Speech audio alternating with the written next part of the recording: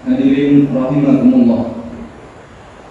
Mari bersama kita haturkan sanjungan dan pujian hanya kepada Allah Subhanahu wa taala, seraya mengucap alhamdulillah atas semua nikmat kebaikan dan anugerah kesehatan lahir maupun batin.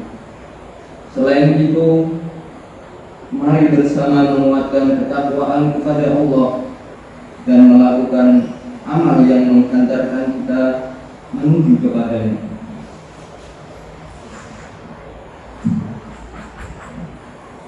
Surga adalah tempat akhir yang selalu dirindukan oleh setiap muslim. Di dalamnya terdapat limpahan rahmat, ampunan, karunia, dan rahmat Allah Subhanahu wa Ta'ala. Oleh karenanya, wajib bagi seorang Muslim untuk berupaya dengan sungguh-sungguh untuk meraihnya. Rasul menerangkan bahwa di antara penghuni surga, sebagaimana yang diriwayatkan oleh Imam Muslim dari Iyad bin Himar radhiyallahu anhu, ia berkata, "Aku mendengar Rasulullah sallallahu alaihi wasallam bersabda, Ahlul jannati thalathatun, Dzu sultanin muqsitun muwaffiqun, wa rajulun rahimun rahiqul qalbi likulli dhi qurba wa muslimin, wa afifun muta'affifun dzu ayalin." Penghuni surga ada 3 golongan. Pertama, pemimpin adil yang mendapatkan taufik. Kedua, seorang penyayang yang berhati lembut terhadap sanak keluarga dan juga pada setiap muslim. Ketiga, orang yang menjaga kehormatan dirinya dengan tidak meminta-minta walaupun ia mempunyai banyak anggota keluarga. Muslim. Hadirin rahimakumullah, itulah 3 golongan penghuni surga. 3 golongan tersebut, pertama, pemimpin yang adil. Dalam kitab Ibanatul Ahkam diterangkan bahwa pemimpin yang adil adalah pemerintah secara umum yang mengikuti aturan Allah, menempatkan semua keputusan dan kebijaksanaannya pada tempatnya, tanpa melebihi dan mengurangi. Dan yang dimaksud dengan pemerintah seperti presiden dan seluruh jajaran dan bawahannya. Hadirin rahimakumullah, ketika seorang suami berlaku adil kepada anggota keluarganya, ia akan dicintai Allah. Demikian pula halnya dengan seorang pemimpin dalam suatu lembaga atau wilayah tertentu, baik kota, provinsi maupun negara. Mampu berlaku adil terhadap orang-orang yang dipimpinnya, ia akan dicintai Allah Subhanahu wa Ta'ala. Sikap tersebut merupakan perbuatan lebih dekat pada ketakwaan. Allah berfirman, A'udzu billahi minasyaitonir rajim. Bismillahirrahmanirrahim. I'dilu huwa aqrabu littaqwa. Berlaku adillah, sebab ia lebih dekat pada ketakwaan. Adil dalam memimpin akan melahirkan suasana kenyamanan dan ketentraman dalam keluarga, masyarakat, dan bangsa. Keadilan juga akan membentuk dorongan untuk bersatu dalam kebaikan. Selain itu, ia akan melahirkan nilai luhur, etika, dan martabat. Rasul memberikan kabar gembira pada pemimpin yang adil dengan sabdanya,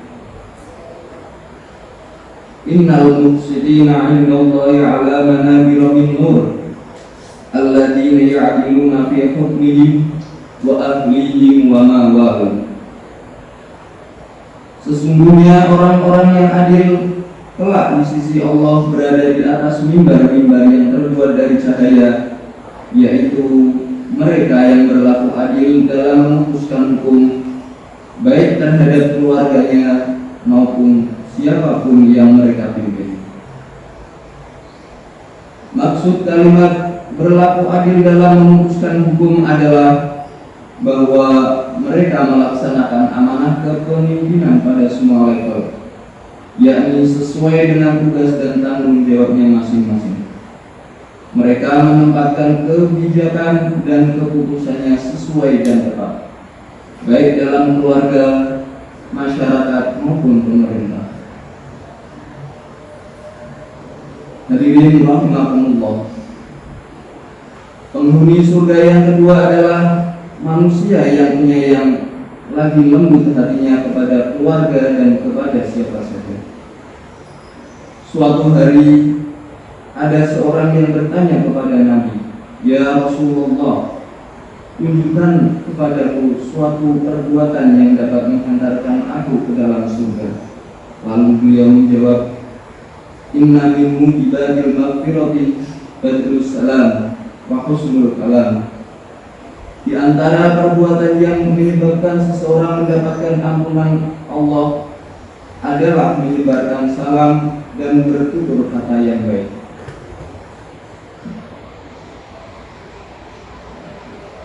Maksud bertutur kata yang baik adalah memilih kata dan ungkapan serta menimbang akibatnya sebelum diucapkan. Sekiranya berakibat baik dan tidak melakui orang lain, maka akan dia katakan. Namun sekiranya menyakiti orang lain, maka akan ia tinggalkan. Suatu saat Rasulullah SAW berpesan kepada Sayyidah Aisyah radhiyallahu anha, "Ya Aisyah, inna Allaha rafiqun yuhibbur rifqa wa yu'ti 'ala rifqi ma la yu'ti 'ala al-'unfi wa ma la yu'ti 'ala al-naswa." Wahai Aisyah, sungguh Allah itu maha lembut, Dia mencintai sikap lemah lembut. Allah akan memberikan kepada sikap lemah lembut sesuatu yang tidak Dia berikan kepada sikap keras dan juga sikap yang lain. Lemah lembut dan sopan santun dalam bersikap dan berakhlak akan melahirkan kenyamanan dan ketentraman. Jiwa menjadi bersih dan hati menjadi suci, sehingga keluarga akan harmonis. Hadirin rahimahumullah, penduduk surga yang ketiga adalah yang menjaga kehormatannya, tidak meminta-minta sekalipun anggota keluarganya banyak. Sikap inilah yang dinamakan dengan ifah. Ifah adalah menjaga kehormatan diri dengan tidak bermaksiat kepada Allah, serta mencukupkan diri dengan rezeki yang dianugerahkan oleh Allah. Ia tidak meminta-minta dan tidak tamak terhadap rezeki orang lain. Terkait menjaga kehormatan diri dalam masalah harta, Al-Quran mengajarkan untuk tidak mengadahkan tangan. Al-Quran telah menganjurkan kepada orang-orang yang berpunya untuk membantu orang-orang yang miskin, yang tidak mau memohon bantuan karena sikap ifah mereka.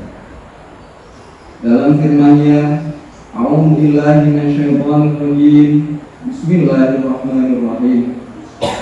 Lil fuqara'il ladzina uhsiru fi sabilillahi la yastati'una darban fil ardi yahsabuhumul jahilu aghniya'a min at-ta'affufi ta'rifuhum bisimahum la yas'aluna an-nasa ilhafa wa ma tunfiqu min khairin fa innallaha bihi 'alim." Berinfaklah kepada orang-orang fakir yang terikat oleh jihad di jalan Allah. Mereka tidak dapat bekerja di bumi. Orang yang tidak tahu menyangka mereka orang kaya karena memelihara diri dari meminta-minta. Kamu kenal mereka dengan melihat sifat-sifatnya. Mereka tidak meminta-minta kepada orang secara mendesak. Dan apa saja harta yang baik yang kamu nafkahkan di jalan Allah, maka sesungguhnya Allah Maha mengetahui.